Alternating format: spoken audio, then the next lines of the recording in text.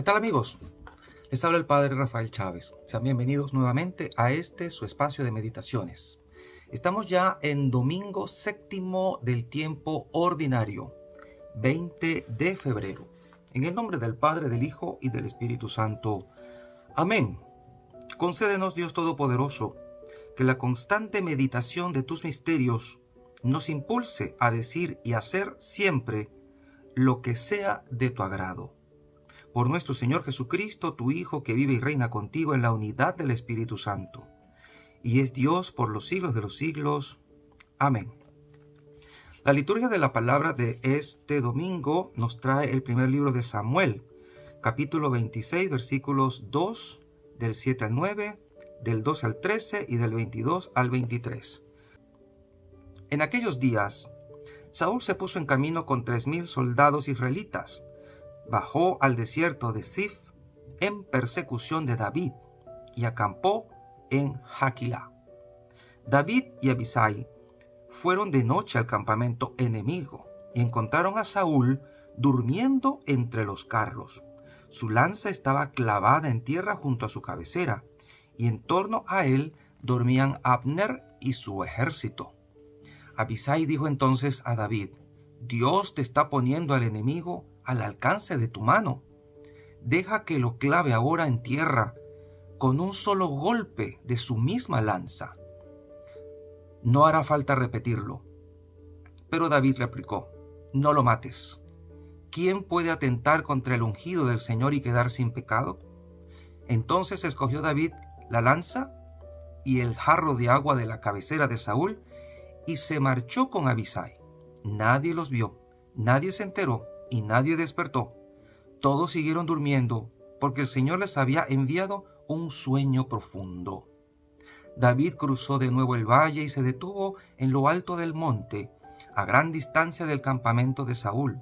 Desde ahí gritó: Rey Saúl, aquí está tu lanza. Manda a alguno de tus criados a recogerla.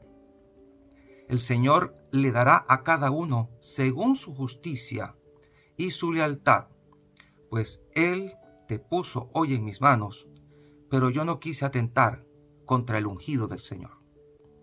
Palabra de Dios. Te alabamos, Señor. Salmo 102. El Señor es compasivo y misericordioso.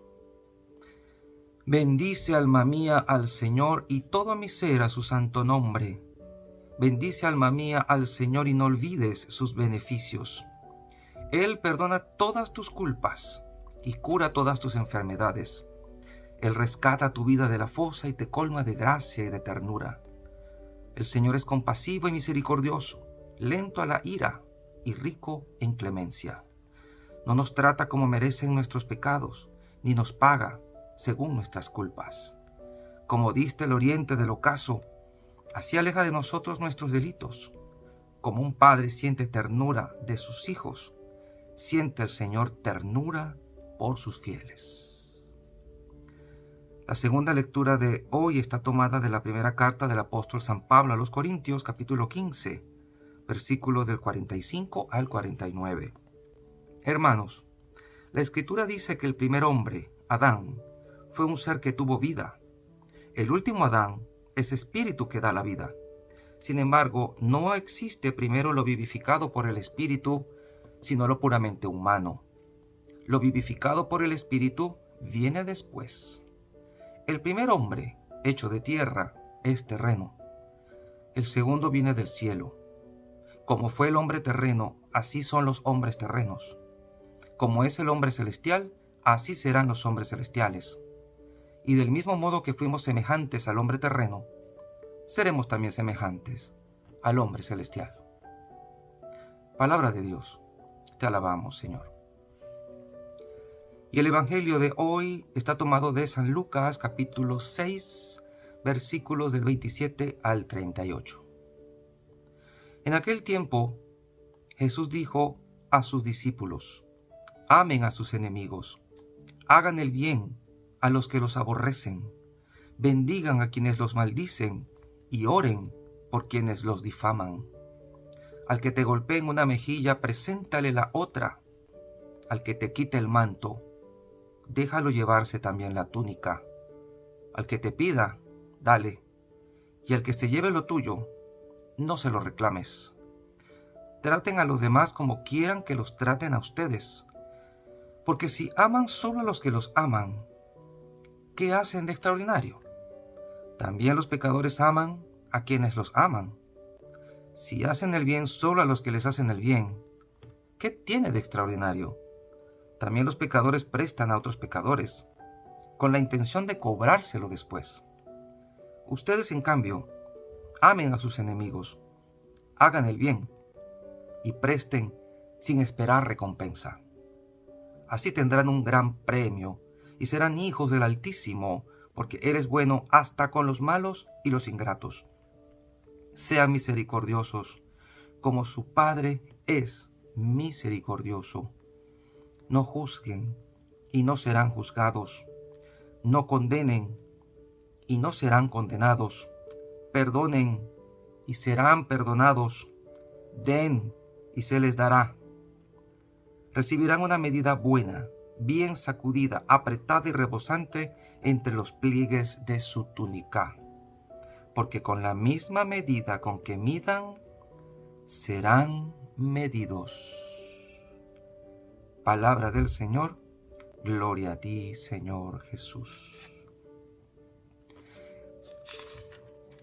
El Señor nos está poniendo acá lo que debería ser nuestra vida como cristianos, o sea, como el hombre espiritual, no como el hombre adámico, del cual habla el capítulo 15 de la Primera de Corintios. Nosotros debemos ser a semejanza del hombre espiritual, porque esto que el Señor nos está pidiendo en el Evangelio de Lucas, no lo podríamos hacer solo por nuestras fuerzas. Nosotros, por nuestro propio ingenio o nuestras propias tendencias, estamos inclinados a la revancha, a la venganza, al juicio y a no tratar también a los que no nos tratan bien. Y el Señor nos está proponiendo algo totalmente diferente, algo al revés de lo que el mundo nos lo dice. Pero se trata de ser hijos del Altísimo, de ser coherentes con esto. Hemos nacido del agua y del Espíritu, estamos viviendo o intentando vivir la vida que el Señor nos ha propuesto con la gracia de Dios. Esto es importante, con la gracia de Dios y no con nuestros propios méritos o fuerzas. Y obviamente sin esta gracia no podemos amar a quien nos odia, perdonar a quien nos ofende, poner la otra mejilla al que nos ha golpeado y darle a aquel que nos ha quitado incluso lo que nos quedó. Todo este proyecto de vida, esta manera de vivir, es la manera del hombre nuevo, del hombre no violento, del hombre desprendido, del hombre que no tiene como vida, digamos así, su manera de vivir no es autorreferencial, no es él el centro. La vida del cristiano es un don, es para darse. Y el que ama no está poniendo su centro en sí mismo, sino en las otras personas. Por eso el cristiano vive hacia afuera, vive dándose y dándose a Dios. Dios se nos dio primero, porque Dios nos amó primero, y luego es que nosotros podemos amar a Dios. Esto que pasó, por ejemplo, en la primera lectura, que ya lo habíamos leído antes, días atrás, nos da una visión de lo que el rey David hizo con el rey Saúl. Saúl quería matarlo, era su enemigo, David no le había hecho realmente nada, era envidia. Pero aun cuando los amigos de David pensaron que Dios había puesto a Saúl al alcance de David, tanto como para clavarle la lanza, David dijo no, porque nadie puede atentar contra el ungido del Señor y quedar sin pecado. O sea, David sabía en su corazón que no era correcto. David era el ungido. Había cometido muchos errores. Saúl era el ungido. Había cometido muchos errores, pero era el rey. Era el rey. Y David quiso demostrarle que el camino correcto no era la venganza, la revancha, ni vengarse. El camino correcto era otro. Por eso al final dice, el Señor le dará a cada uno según su justicia y su lealtad.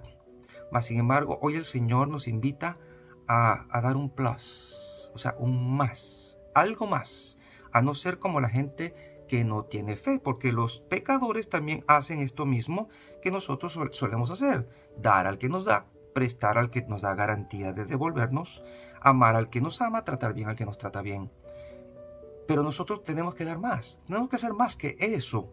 Incluso llegar a esto de no juzgar a nadie. Es muy propio nuestro encontrar a alguien en la calle, por ejemplo, ves a un mendigo, a un homeless, como le dicen aquí, tirado en la calle, durmiendo en una banca de algún lado en la calle.